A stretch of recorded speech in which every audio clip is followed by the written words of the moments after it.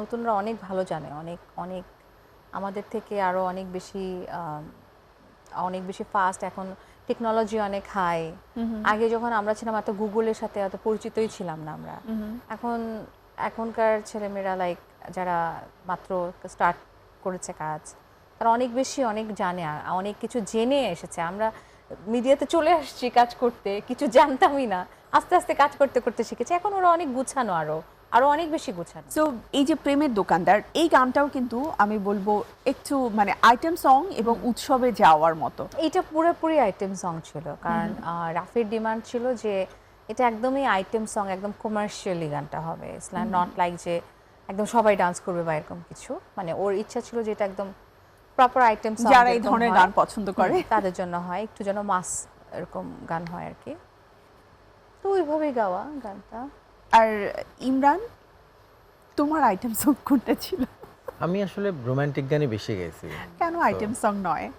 Item song আমার কণ্ঠে হয়তো ভালো লাগে না। ট্রাই করেছো কখনো?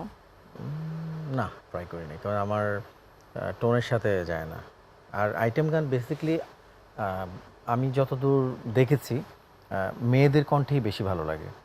কারণ আমরা যদি একটু ইন্ডিয়ার গানগুলো দেখি, বলিউডের যে গানগুলো হয়, ম্যাক্সিমাম আইটেম গানগুলো ফিমেল সিঙ্গাররাই করে।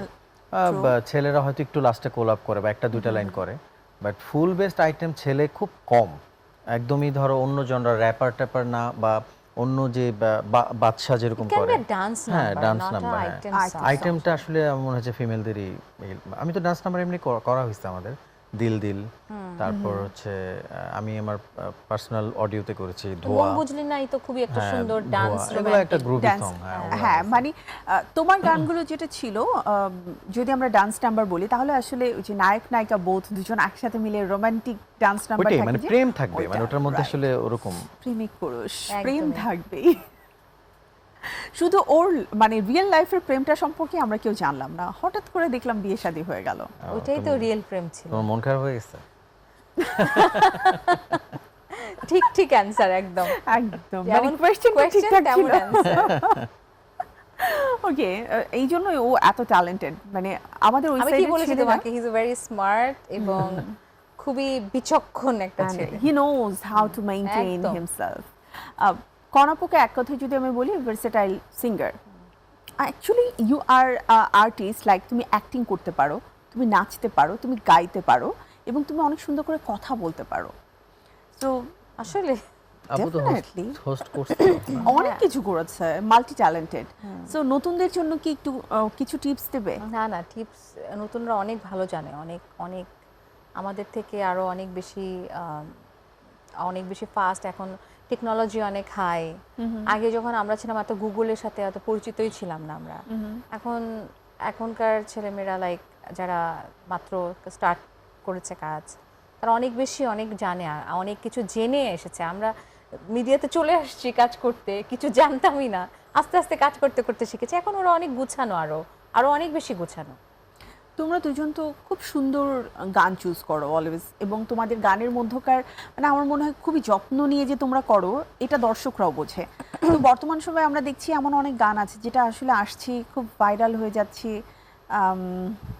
ইটস নট লাইক দ্যাট যে একজন সিঙ্গারই গাইছে, যে কেউ একজন হয়তো অটোটিউন করে গানটা গিয়ে অনেক ভাইরাল হয়ে গেল, আবার তাদেরকে নিয়ে অনেক বড় বড় শোসও হয়। এই ব্যাপারে তোমাদের কোনো মানে মন্তব্য আছে? কেন এরকম হয়? তাতে কি যায় আসে? এটা কিন্তু আমি বলবো যে যুগে যুগে এরকম অনেক গান, অনেক নাটক, অনেক কিছুই এসেছে। যেটা স্থায়ী হওয়ার সেটা অনেকদিন স্থায়ী হবে, যেটা ক্ষণস্থায়ী সেটা ক্ষণস্থায়ী থাকবে, মানে আসবে এবং চলে যাবে।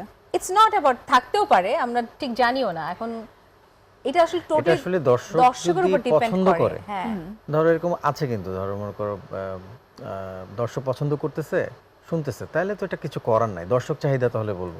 তোমার রুচির সাথে অনেকের রুচি মিলবে না, তোমার এই জামাটা ভালো লেগেছে অনেকের নাই ভালো লাগতে পারে। তো এটা তার ব্যাপার, এটা নিয়ে আসলে মানে আমি পার্সোনালি বদার হই না। তো আমাদের জনরাটা ডিফারেন্ট, মানে যারা বেসিক্যালি গান শুনবে তারা তো আমাদের মতো যারা, বা আমাদের থেকে বেটার যারা, তাদের গানই শুনবে। তো গানের লিসেনার যারা, পিওর মিউজিক লিসেনার যারা, তারা তো আসলে গানটাই শুনবে। আর যারা একটু গানের সাথে একটু ফান খুঁজবে, তারা হয়তো অন্য কিছু শুনবে।